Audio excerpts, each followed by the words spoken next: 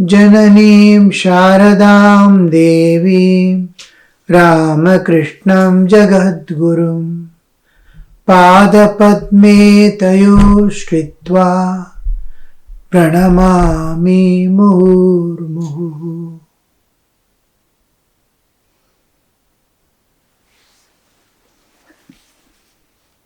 The Gospel of Sri Ramakrishna,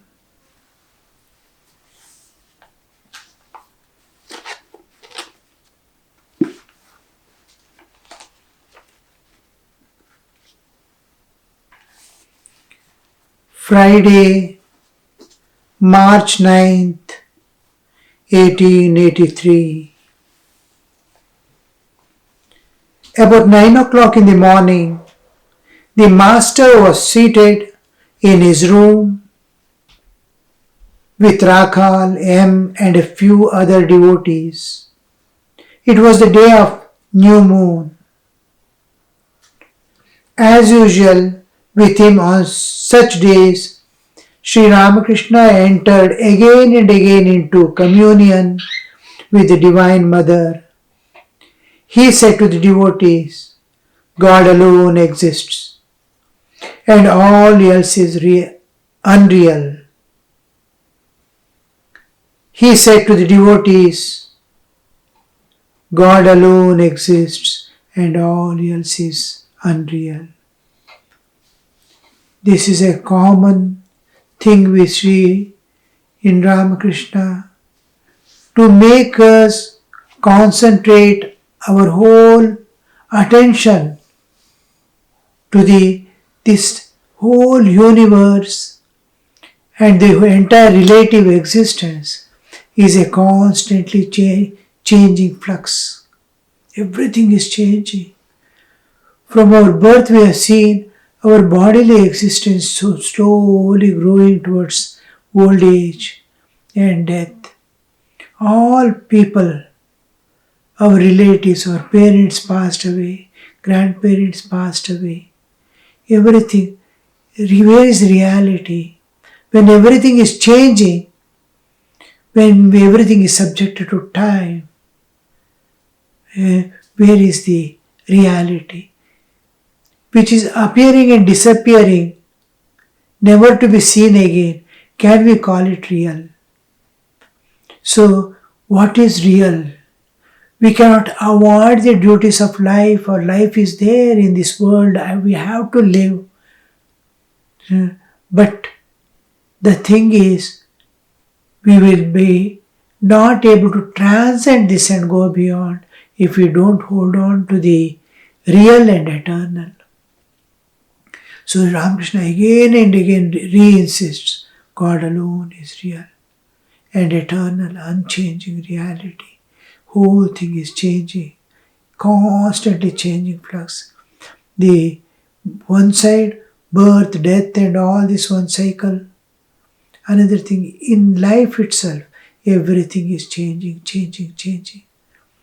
Yesterday is no more today.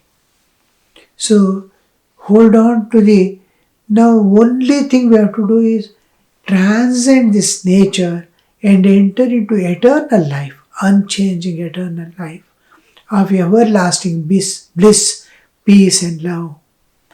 So this we see Sri Ramakrishna constantly re-insisting, trying to drive it deep into our consciousness. Oh, I have only duties here, nothing to hold on. I have come to this world out of karmic load and I have to be living here and see that I don't acquire new karmas. But because duties will never become karma. And if we don't do our duties, it will become karma. So duties will never, you will not be subjected to your any karmic consequences if you are just doing your duties and going. When we express our raga, dvesha, attachments and aversions, then the problem comes into everything becomes karma. If you are just uninvolved, unentangled, you are attending to all duties with love and care and holding on to it is not possible to love and feel concern and care and do all the duties with love. Uninvolved, untangled, detached, dispassion, and all this cultivating to hold on to do the duties with lovingly is not possible unless you hold on something which is unchanging, eternal. So that is what we call God. So the Divine Mother has kept all deluded by her Maya. Look at men. Most of them are entangled in worldliness. They suffer so much, but still they have the same attachment to woman and gold. Camel eats thorny bush shrubs and blood gushes out of its mouth. Still it will eat thorns. While suffering pain at the time of delivery, a woman says, I shall never go to my husband again. But afterwards she forgets. The truth is that no one seeks God. There are people who eat the prickly leaves of pineapple and not the fruit. So, the creation, the Srishti, when the creation comes into existence, as it was when the dissolution took place in the last cycle, just like we sleep, as we sleep, in the same way we get up with the same awarenesses, same identity, same individuality, same self-awareness, it will not change.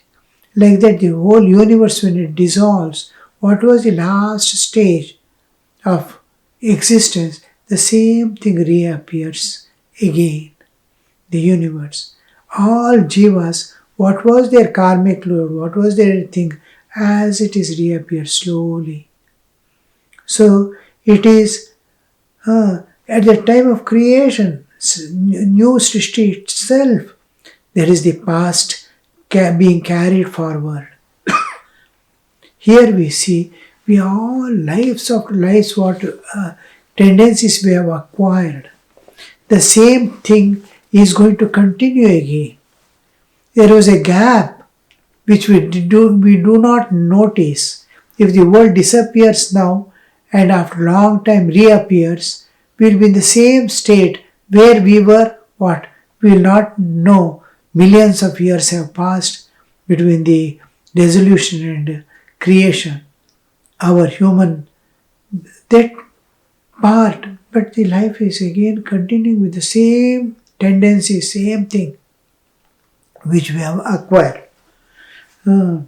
So now the Divine Mother, here it brings the Divine Mother has deluded by, the world is deluded. The Divine Mother has kept all deluded by her Maya. Now the Maya, Vivekananda says, Swamiji says, that Maya means just a statement of facts. The white light, when it passes through the prism and emerges out from the other side, it immediately takes multifarious colors. Now color combinations go on multiplying. The 7 colors we usually say the spectrum comes out. White light is entering. This is a transparent, clear. If you see a prism, nothing is seen. It is a glass piece of a particular shape, and white light is going and colored lights are coming. And these colored lights go on multiplying combinations. How the universe becomes, you see. It is projection of one appearing as multifarious universe. So this Maya is just transforming, and now the play is going on the other side. This prism is not at all responsible for what is happening on the other side. It is just there. It is conveying the white light and pouring it out. When it is emerging out, the property of this is to convert the one into many. Now, when it becomes many, the one Chaitanya becoming many jivas, the one matter becoming many multiple matter, varieties of things and varieties of jiva. Collectively, it is one reality. There is no difference. When we differentiate, it becomes one is looking at the other. It is one only. And there is multiplicity, there is duality, there is superlative and the degrees of comparison. Everything comes into picture. Now, when he sees one separated from it, looks at the other, rest of the things, it's a delusion. He includes himself in that, becomes a part of it. There is one reality.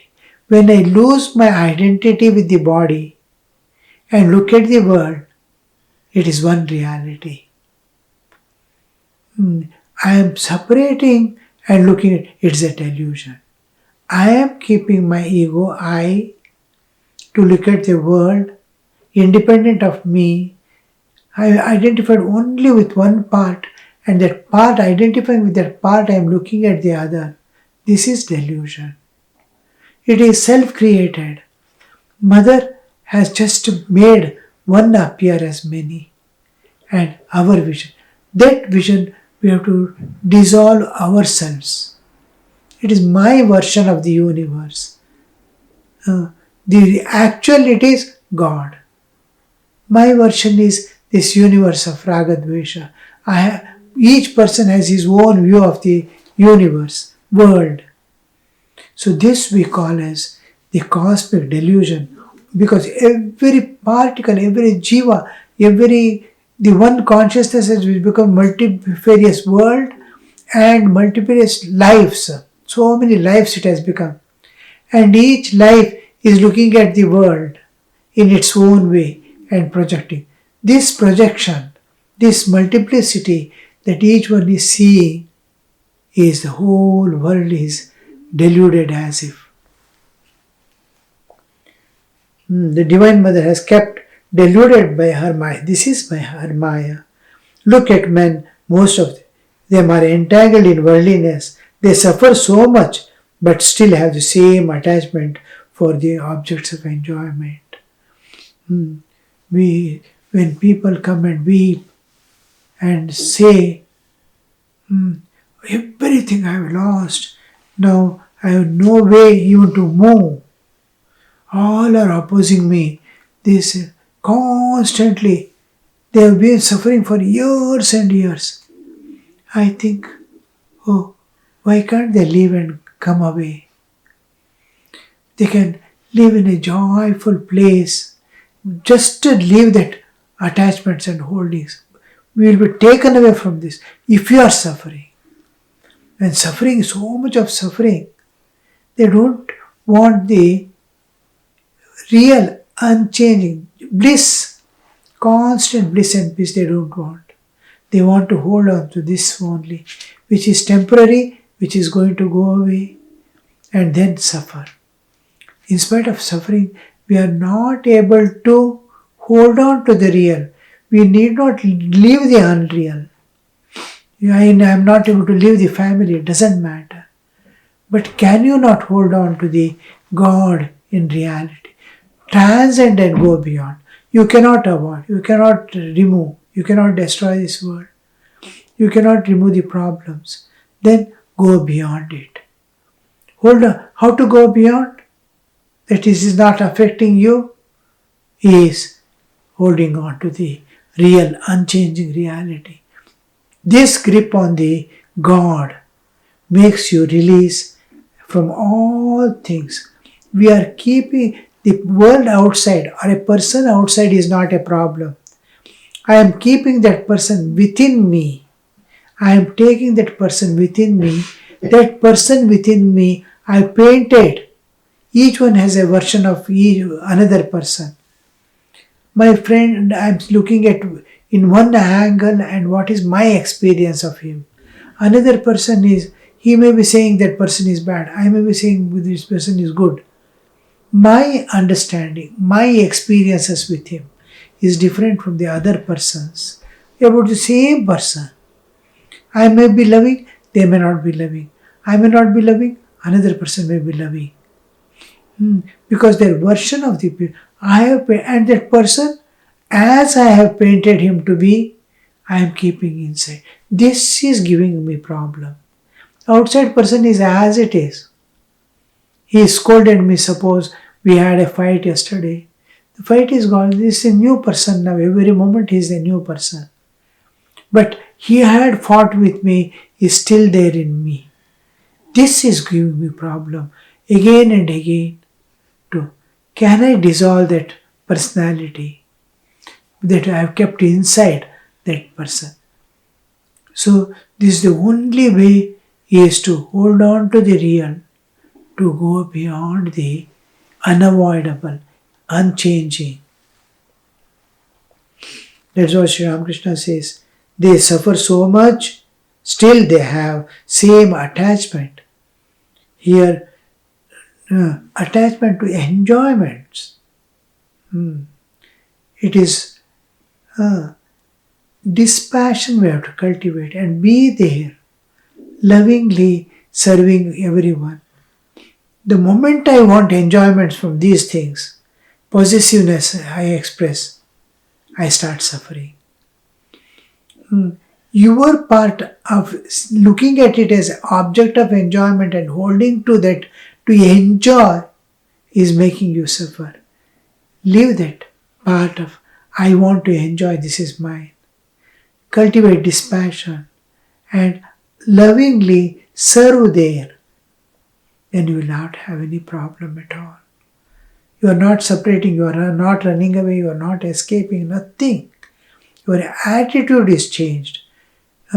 Looking upon any object as an object of enjoyment will definitely give you suffering. Because I am seeing a part and trying to hold on in a particular way. That gives me, it is not real. When we move away from reality, can you see divine? Can you see God in it? Totally, when you go behind the prism, it is one light. It's appearing in many. Can you bring that reality? Oh, it is white light alone, looking red here, it is looking green there.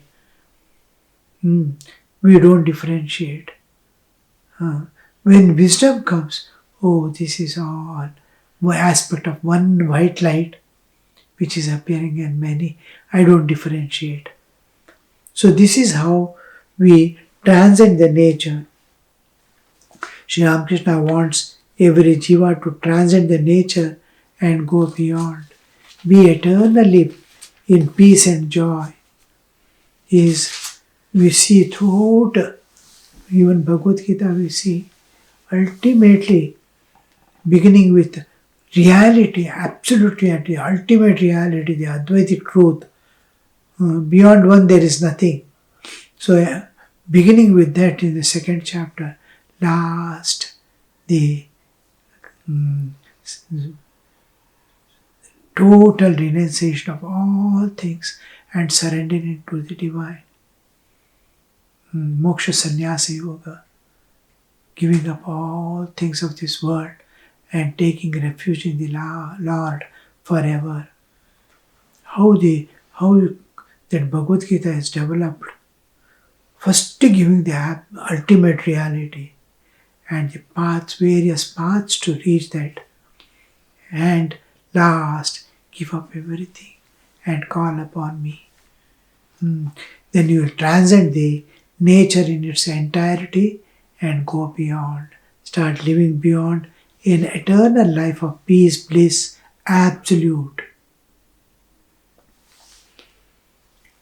So he gives many examples. The truth is that no one seeks God. God is ocean of bliss, peace. Momentary pleasures of the world, everyone seeks. And behind the Alpa, there is always problems and suffering. Unavoidable suffering. The moment you start seeking God, slowly one by one falls off. You'll be able to love all, serve all, be uninvolved, move about freely, and reach the ultimate goal of human life. The truth is that no one seeks God. There are people who eat prickly leaves of the pineapple and not the fruit. That is momentary pleasures of the life with which always other part moves, the suffering and bondage that we are interested in. In the absolute existence, in the ocean of bliss, there is no duality, there is no opposite. Bliss doesn't have opposite.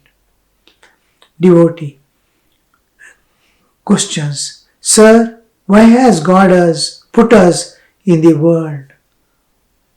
Sir, why has God put us in this world? Master, the world is the field of action. Through action, one acquires knowledge. Why we are put in the world? We did not come to this world out of our option, but we are put here because there is karmic load we are carrying. Earlier we have done something good and bad. The fruit of it, action and reaction are equal and opposite. Whatever I have done, I have to reap the fruit of my actions. Many have existed in last life itself. Many are for the cause of the present life, and many are going to be the cause of future life. Now in the present life, whatever karmas I have done has the matured karmas, we call it prarabdha, has made me to come here. It has forced nature to bring me here into the world. World is a field of action. Here we have come to do action, work, because of the past karmic load. Through action one acquires knowledge. If everything is done with the idea or with the awareness of detachment, or renunciation, sacrifice, love, then it becomes the source of knowledge. It gives from within the knowledge. Through action one acquires knowledge. The Guru instructs the disciple to perform certain works and refrain from others. Again, he advises a pupil to perform action without desiring result. One is to do certain things and not to do certain things. What releases you, what helps your evolution, you have to do. Whatever binds you, whatever brings suffering to you, you have to avoid. These are good things, because why good and bad comes into picture, why Guru has to show this is good, this is bad, because we have propensities. We are driven in a particular way, in a particular thing, we are driven. My own nature, the nature I have acquired is making me to run. So there is don't go here, go here. The propensity is such, I don't want to do good things, I want to do bad things. Nature of man, run towards enjoyment. He doesn't want to. When you get some little health, everything is all right. We don't call on God or learn and serve the people. We run for enjoyment. So this propensity, the Guru says, don't do this, do this. You may not be having propensity, but you have to transcend the nature and go beyond. Don't say, it is my nature. From childhood I have been doing, this is my nature. Don't say. Nature, why are you yielding to nature? You have to transcend nature and go beyond. The whole thing is, how will you transcend the nature? So here comes the do's and don'ts. Do's and don'ts, because my propensities are such that it avoids the reality. The second thing is, again, he advises pupil to perform action without desiring the result. nishkama karma. There is no fruit desiring. If you seek the fruit of an action, any action, if I seek the fruit of my action, then I am bound by the karmic load. With expectation I am doing, with ego I am doing, the doership is there and enjoyership is there. I want this to happen. In ego, there are three things: kartritva, bhoktritva and yatritva. That is doership, enjoyership and knowership. I know this, so I do this to enjoy this. The moment it comes to you, I am bound by it. Bondage and suffering continues. So Guru instead is do, because you are going to become a part of the karma. Karmic cycle, you are entering into the karmic cycle. So do it without desiring the result. It is my duty. I don't expect any results. And don't you get result? If you expect the result, you get the result with bondage and suffering, because ego, doership and enjoyership is there. If you don't expect the result, do your duties without expectation of the result, then it becomes a process of evolution. There is a result. Result is your evolution, spiritual evolution. The impurity of the mind is destroyed through the performance of one's own duty. What the scriptures, my social codes, and my own conscience says you can do this will be always beneficial to us. By doing that, performing the duty, the inner impurities, kama, krodha, lobha, moha, mada, matsarya, ahankara, raga, dvesha, all this, whatever impurities and imperfections I have within myself are eliminated by it. It is like getting rid of a disease by means of medicine. It is like getting rid of a disease by means of medicine. Disease is there within, and medicine I take to remove that disease. Like that, doing duties lovingly with dedication, we attain purity. Impurities of the mind is destroyed. Under the instruction of a competent physician, it is like getting rid of a disease by means of medicine under the instruction of a competent physician. So this, the Guru is the physician, the disciple is the one who is a patient. He has got the disease of worldliness. The worldliness drops away, the disease goes away. He will be entering into eternal bliss, eternal peace, and eternal freedom from nature. The tendencies of man was being discussed. How the human nature makes man run after the things that was being observed. And Sri Ramakrishna wants us to turn our attention to the unchanging eternal reality, transcend the nature and be free forever.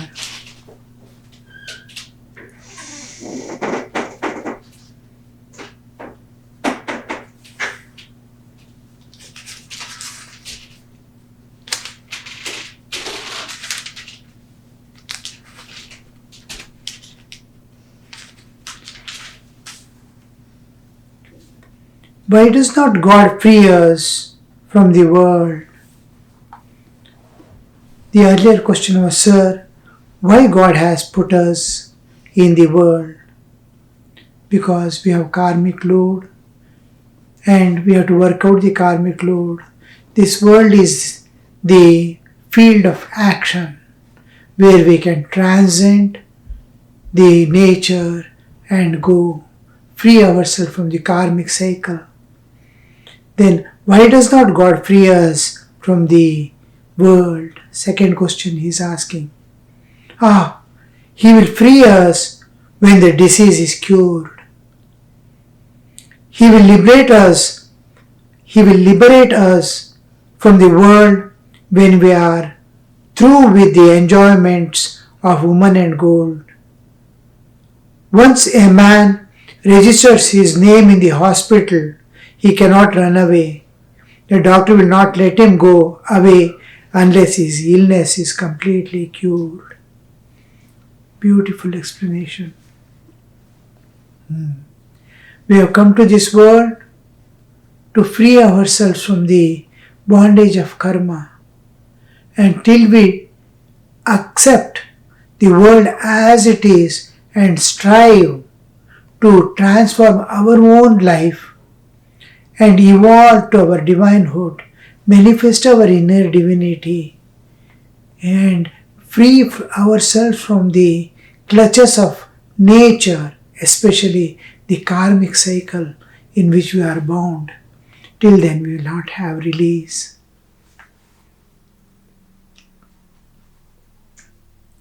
He will liberate us from the world when we are through with the enjoyments.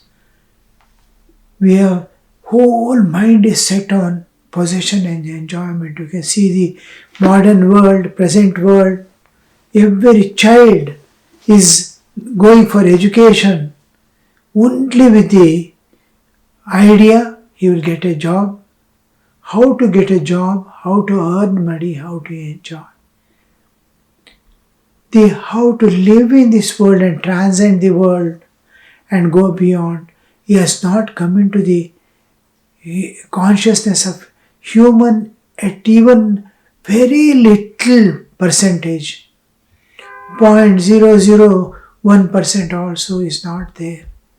Who wants to, by childhood or even after growth, even after coming in contact with the world in every respect, grown-up people also, they are suffering intensely also. Whole world is after the enjoyment. That was, I was yesterday telling some people who are intensely suffering physically, mentally. If we relieve you from that, you are cured of the disease, what will you do? Will you sit and call on God? Will you rush to serve the world? Immediately, if an unhealthy person health is given, first thing he runs after the enjoyments of the world. A blind man, remove his blindness and give him sight. He runs after the enjoyments of the world. Of course, the innate nature of man is bliss. He is bliss absolute. But because he is bliss absolute and he is in the bound, he wants to regain his internal bliss from where, divinity from where he descended. Now he wants to go back to but he is interested in small momentary pleasures of the world which binds and gives suffering. He doesn't look how to escape from the transcend. Once the thought comes, this is, for wise man, smallest pain is sufficient. This is, a child is most attracted by light. There is fire, he will not know. It is going to burn him. Someday, sometime, he touches hot thing. Immediately he understands, fire is hot, I should not touch. I should not allow fire to touch me also. I should not touch his whole, but we suffer in the world running after the enjoyments and possessions.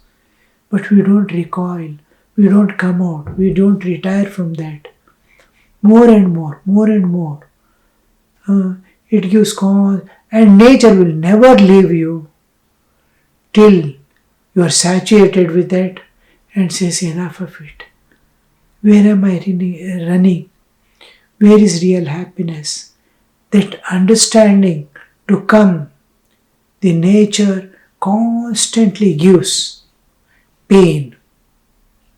And the moment we deviate from the laws of nature, which is necessary for the evolution of Jiva, immediately the pain comes. Nature gives pain.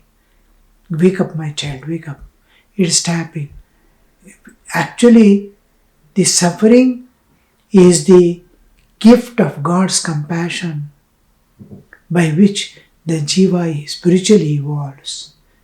Running after the world he lives, the continuously ever-changing flux of the world he lives. Because the moment we take a birth in this universe and start living, there are certain inevitables that happen in our life. We grow till we enter into youth, we will not know. It is something, unless there is born sickness or disability and all that. Otherwise, normal child growing will not know. After entering youth, the development of youth is constantly, it is developing, it is expanding towards old age. This future, its next stage we don't think. The old age is inevitable. All that is given by nature till then, she takes off. Even memory starts failing. Bodily strength goes off. Senses become weak. What all is given by this is inevitable. Old age. Diseases are bound to come. Diseases. Death. Then parting from the people whom we loved and be with those people. Our own nearest and dearest, we have to part. One day or the other we have to part. In between there will be so much of clashes and understanding and misunderstanding, this, that. So many things happen, but ultimately we part from them, each other. It is inevitable. We have come alone, we have to go alone. They too will part from us.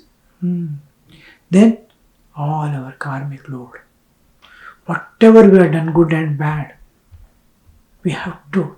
These 5 things are inevitable in our life. So this, how to transcend this and go beyond. Let this be working. I have to work in a different way to escape from these inevitable things. You cannot avoid, you cannot destroy, you cannot change. You cannot change this world or anything, but you can grow beyond it. The whole efforts must be yours to go beyond it. What to do for going beyond? Here comes the wisdom. All scriptures, all saints go on repeating. One thing is a disciplined life. Find a disciplined life. Let everything go on in a rhythmic way of going that will give you tremendous self-control.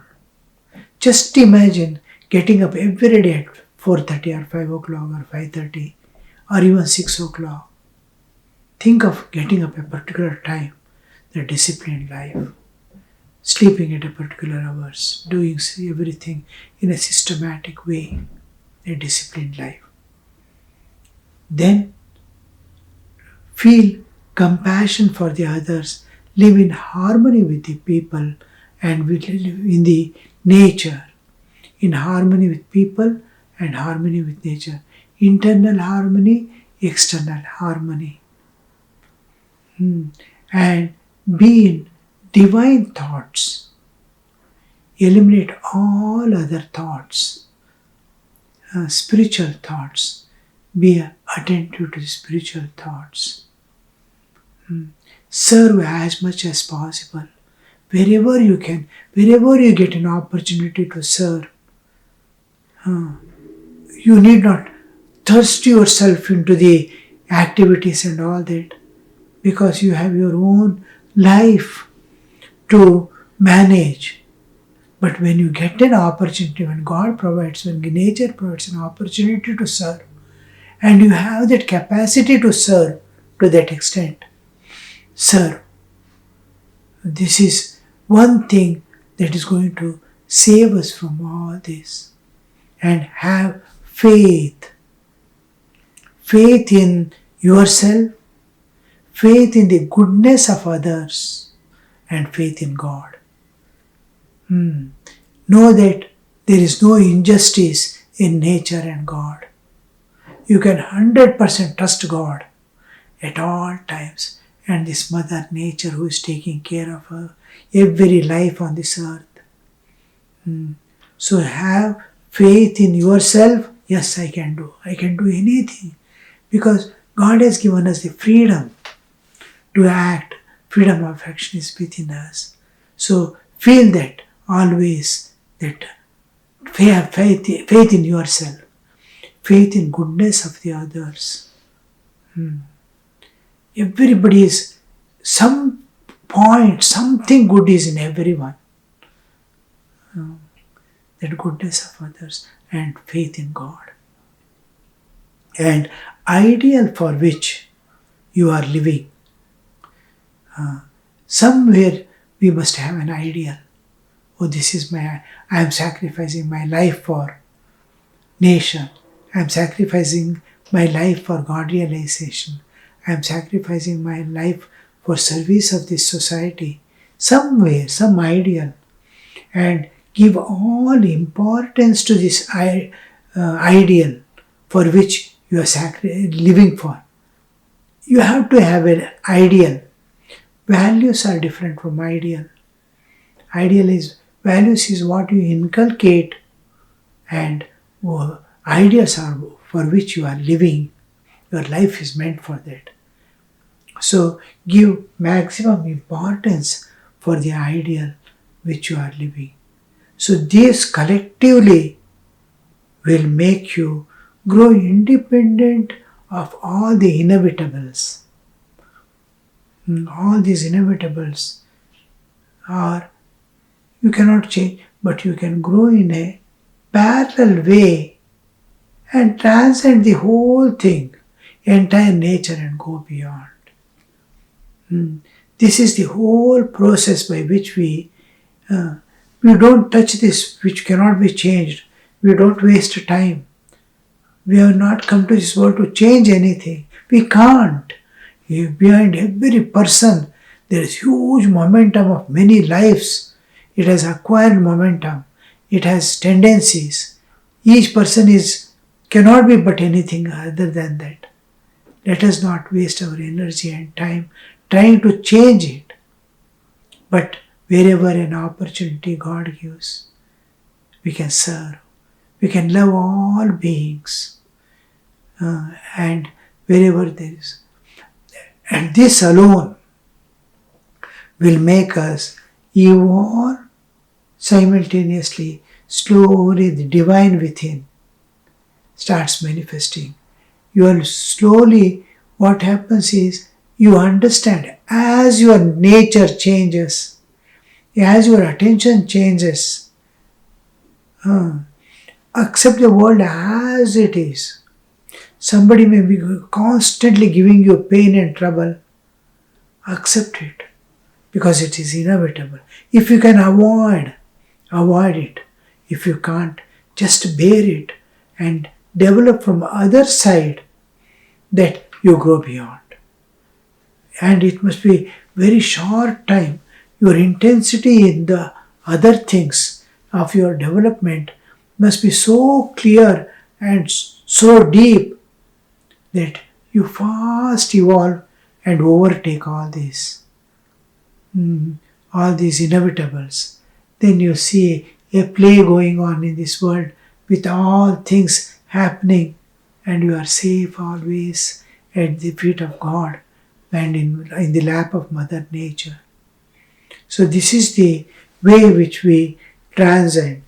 Now, why does not God free us from the world? He will definitely, He will liberate us from the world when we are through with the enjoyments. We transcend and go beyond. Once the man registers the same thing, that is, once we have come to the world because of karmic load, when the karmic load get exhausted, that is karmas. Karmas means the vasanas, tendencies we have acquired, dissolve. We are released from this world. During these days, Sri Ramakrishna's heart overflowed with motherly love, the love Yashoda felt for Krishna. So he kept Rakal with him. Rakal felt towards master as a child feels towards its mother.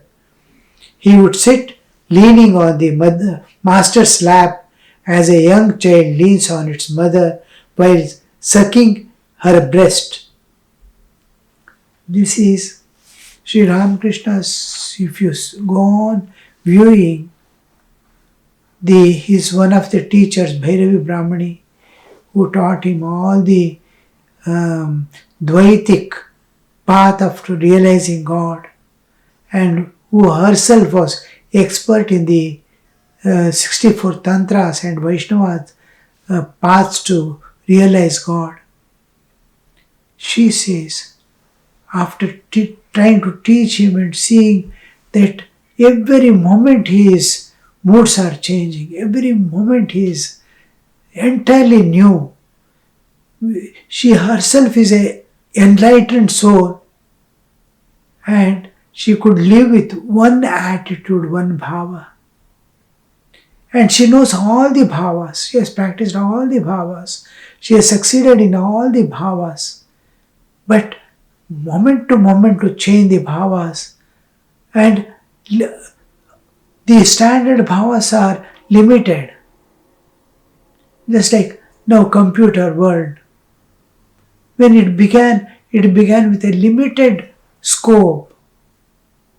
Now you see every field, everywhere, computer, everything is computerized. Even small sitting, getting up in the cars, this, that, everywhere, you see everything is governed by the computerized systems. How it's expanding. Like that, the Bhakti school gives 4 or 5 ways of having intimate relationship with God. These are standard bhavas. Sakya, Vatsalya, Mathura, all these things are Dasya, these Shanta. These are standard bhavas. But Thakur's bhavas, she says, Tumi Ananta, Tamar Bhav Ananta. There is no limit. Every moment the bhavas are changing. He is in divine moods. Every moment the divine moods are changing. The degree and the pattern. Maybe I am loving Krishna. The varieties of way of loving Krishna. Far from the limited standards. Every moment it is changing. Then she is seeing all this. Joyfully she says, Tumi Ananta, Tamar Bhava Ananta. You are infinite, and infinite are your moods. This is what we see in Ramakrishna. Every moment the bhava is changing. Like the seasons and days. Day you see, morning from sunrise to sunset. Every moment it is changing. From year to year. The whole year, if you see months by months, weeks by weeks, days by days, every day is changing, every day is changing. Like that is and it is clear, it's specific. It is, when we see the seasons or days and nights or days situations, everything is clear, specific, and perceivable. Same is with Sri Ramakrishna's bhavas. Here he has the Vatsalya bhava of a mother towards her child. Child towards a mother is one bhava of Vatsalya. Another is mother's affection and love for the child is another aspect of the same Vatsalya bhava. I can be a child to experience the Vatsalya bhava. I can be a mother being a. So all the time he used to be in the bhava of being a child of the Divine Mother. Mother, child. But now you see him as mother having a affection for the child. He is in the Vatsalya bhava of the other way, that is himself being mother and God being his child. So Rakhal is the perfect ideal that he has got, perfect symbol or the where he can experience that. Because to experience a particular a simulation, I must have the instrument which is perfect. Now Rakhal's previous lives, if you see, he is one of the playmates of Krishna, who intimately played. And Sri Ramakrishna tells also, the day he remembers his what he is, he will leave the body. So he is Rakhal, means actually Rakhal, that is playmate of Krishna, and all the qualities of being that child is there in him, on which he can pour his motherly love on that Rakhal. Absolutely pure to the core, and that's absolute simplicity, unassuming nature, the faith and love in God, mother. Suppose Krishna, imagine how much of faith and love he had for his mother. So that kind of nature is there in Rakhal, and he is holding him in the. It is a continued play that happens in the life of Rakhal also, and here we see it is more a part of the Rakhal's life than his own. He has finished all the sadhana. He has finished all the play. Everything has gone. Now he wants, the only thing that he wants is Rakhal must enter again into that eternal relationship with which he must remember slowly, gradually, who his own real nature. Having taken the moment even the great souls or even God himself takes a human form and appears on this earth, all limitations of being a human possesses him. And then, like removing all the coverings that somebody has put, he releases and knows his own real nature. So here the master wants him to, the shield that he has put on and come to Sri Ramakrishna as one of the Parshadas, has to be fulfilled, that he has to remove his veil now and realize his own real nature, what he is, where is he. So this is going to help more of the Rakhal's life, and it is tremendous transformation that Rakhal is undergoing now. His innate nature is slowly blooming with this.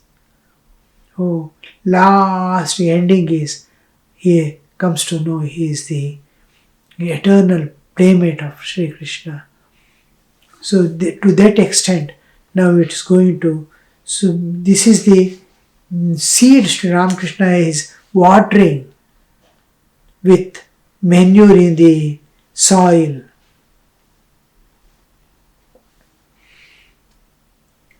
Rakhal was thus seated by the master when a man entered the room and said that high tide was coming in Ganges. The master and the devotees ran to Panchavati to see it. At the sight of the boat being tossed by the tide, Sri Ramakrishna explained, "Look, look, I hope nothing happens to it." The This is happening. Immediately somebody comes, is like mother and child, Rakal and master are sitting. Somebody comes and tells, "Oh, high tide has come." It's a pleasure to see high tide. Why should we run like that to see high tide? Almost every day, at particular hour, the high tide comes. The water is a flow down. The opposite is high tide. When the high tide comes, all people will fill their water because dirty water flows down and the fresh water from the seaside comes. That fresh water there, and it's a beautiful sight to see the high tide. Sometimes it will be 20 feet, 30 feet height water. When we were in training center in the Bailurmath, there was once 40 feet high tide. It flooded almost all the portions of the Bailurmath, and for few days we had to go in boat even to the temple. Everybody had to shift their rooms and all. So like that, high tide comes.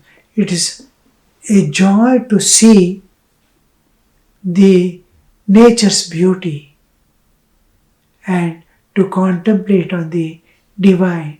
Those who have spiritual tendencies, they enjoy this, to see the play of the divine, glory of the nature. Om Shanti Shanti Shanti Hari Om Tat Sat Shri Ramakrishna Arpanamastu.